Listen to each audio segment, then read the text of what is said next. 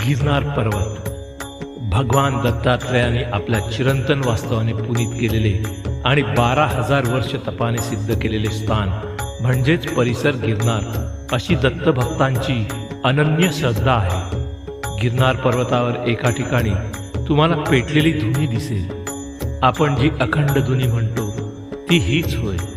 ही दत्तधुनी 5,000 वर्षापासून असलेली अखंड धुनी आहे।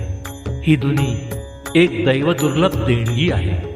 आजही ती धुनी दर सोमवारी सकाळी सुमारे तासाभरासाठी प्रकट होते। त्या अग्निरूपाने साक्षात श्री दत्तप्रभूच तिथे प्रकटतात। कमंडलू कुंडस्थानी असलेले साधू सुमारे 5-6 मण काष्ट पिंपळाची लाकडे समर्पित करतात आणि एका विशिष्ट क्षणी आपल्या डोळ्याचे पातळ लावण्याच्या आतच श्री दत्तात्रेय निर्मित स्वयंभू अग्निनारायणाची 2 पुरुष उंचीची ज्वाला प्रकटते। श्रद्धावान भक्तास त्यामध्ये साक्षात दत्तप्रभूंचे दर्शन होते।